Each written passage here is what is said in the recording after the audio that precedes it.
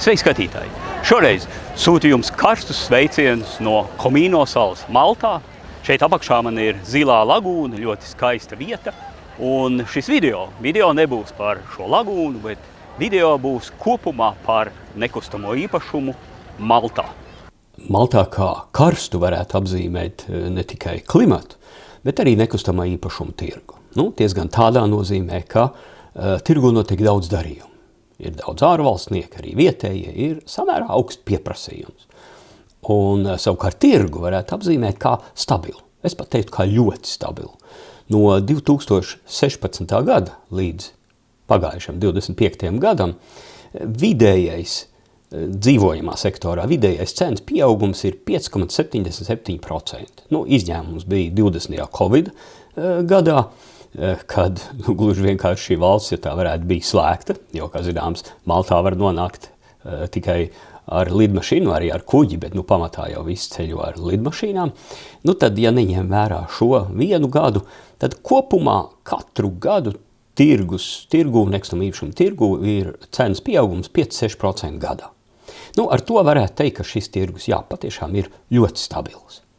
Kas vēl sakāms par tirgu, būtu jāpiemina tāds rādītājs kā mājokļu piederības līmenis. Tas šobrīd ir 68%. Ko tas nozīmē? Tas nozīmē, cik mājsaimniecības dzīvo sev piederošā nekustamā īpašumā.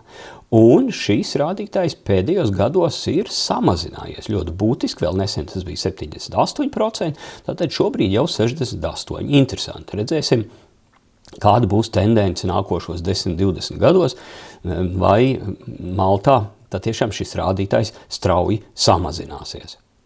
Nākošais jautājums, vai ārvalstnieki, piemēram, Eiropas Savienības pilsoņi, var iegūt īpašumā nekustamu īpašumu Maltā? Tad atbildi ir jā, var, bet ar atļauju. Tā saucamā Acquisition of a Movable Property Permit, kas ir nepieciešama, ja nedzīvo nepārtraukti Maltā vismaz 5 gadus, un ja īpašums nav galvenā dzīvesvieta, ja tas nav vienīgais īpašums Maltā un īpašums nav paredzēts kā primārā dzīvesvieta, ja īpašums ir ārpus tā saucamajām speciālajām zonām, tādas Maltā ir vairākas, es pat neteiktu zonas, bet speciāli projekti vai objekti, kas ir būvēti ar tādu mēķi, lai šajās zonās šādas atļaujas nebūtu nepieciešams. Jāsaka, gan cenas tur ir diezgan augsts, bet tad, ja tiek pirkts īpašums šādā projektā, tad var rēķināties arī, ka nākotnē, lai kādam citam pārdot, tad atkal šāda atļauja nebūs nepieciešama. Bet kāds tad ir cenu līmenis? Man sanāca ieiet arī pie vietējiem nekustamā īpašuma starpniekiem, mākleriem. Kādu stundiņu pasēdējām, izrunājām, izstāstīja man visu, kā tad īsti notiek darījumi un tam līdzīgi. Es uzdevu vienkārši jautājumu, cik tad maksā? Pat cik tad var nopirkt tādu vienistabu, divistabu un tam līdzīgi? Tad, zināt, atbildi, protams, sakrīt arī ar statistikas datiem. Tad vienistabas dzīvokli labā vietā, ko viņi arī rekomendē pirkt labās vietās, jo attiecīgi tas būs likvīdāks, ja nākotnē būs vēlme pārdot, vai arī to būs izdevīgāk izīrēt. Tad absolūti minimālā summa būtu 280 līdz 330. Es tā sapratu, ka kaut kur ap 300,000 eiro vienas istabas dzīvokli Maltā var nopirkt. Savādāk, protams, ir Gozo vai kaut kur nomalē kādās ciematiņos, tur varbūt arī kaut kur ap 180 jau var meklēt, bet viņu attieksme bija tāda, ka neiesaka kaut ko tādu pirkt, kāpēc es jau iepriekš tikko teicu, kādu iemeslu dēļ. Tas tad būtu tas minimums, un uz augšu tad, protams, ir cenas iet.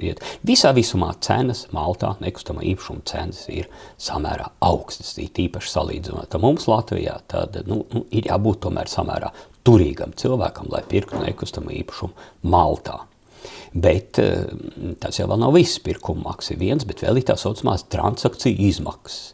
Tās arī Maltā nav zemes. Tā saucamā zīmogu nodeva, vai tā, kas mums ir valsts nodeva, Maltā ir 5%.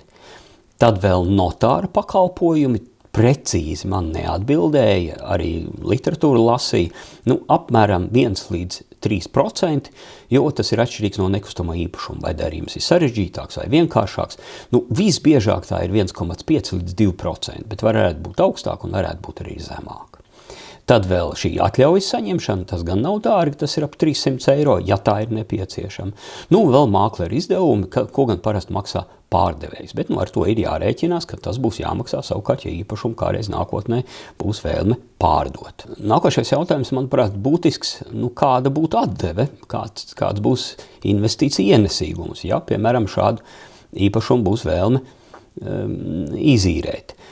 Tad bruto pēc statistikas 26. gada pirmajā ceturksnī tas būs 3,92%, 25. gada otrajā ceturksnī bija 4,0% bruto, ja?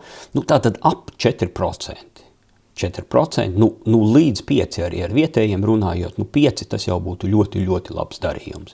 Tātad 4-5%, un tad vēl jārēķina nodoklis, tas fiziskām personām ir iedzīvotāju ienākumu nodoklis no kopējās ieņemtās summas, tas, kas mums ir 10%, viņiem ir 15%. Savukārt, ja rēķina arī izdevumus, tad tie procenti ir vēl sarežģītāk, tad ir no 0 līdz 35%.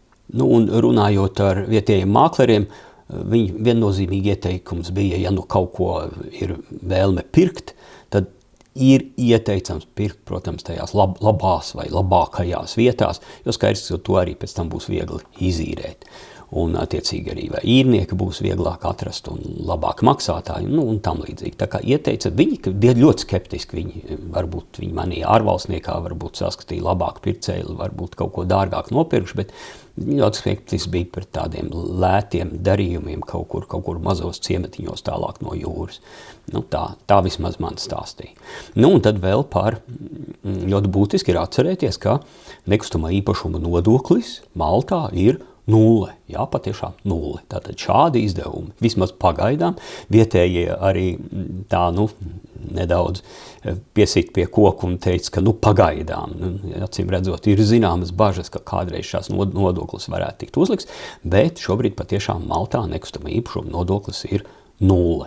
Kopumā jāsaka, ka Malta atstāja ļoti labi iespēju, ļoti labi tiek attīstīti daudz, tiek būvēti ļoti daudz turisti, pircēji, īrnieki. Tas tirgus ir ļoti aktīvs, kā jau teicu, ne tikai laiks ir karsts, vismaz vasarā un vēl pat ļoti ilgi rudenī šogad ziemā, piemēram, bija katastrofāli laika apstākļi Maltā bija vētra, bet tas ir kāds brīdis pāriet, pēc tam viss valsts saņemās savāds un tad tas ir tikai tāds brīdis. Kopumā Malta ir viena no saulainākajām vietām Eiropā, pilnīgi noteikti, un īpašums kā nekustamā īpašuma ieguldījums Maltā, es domāju, ka ir izdevīgs, varbūt ne ar lielu atdevi, ne ar kaut kādiem brīnumiem cenas pieauguma ziņā, bet tomēr ar stabilitāti, ar stabilu tirgu un, es domāju, ka ar investīciju drošību.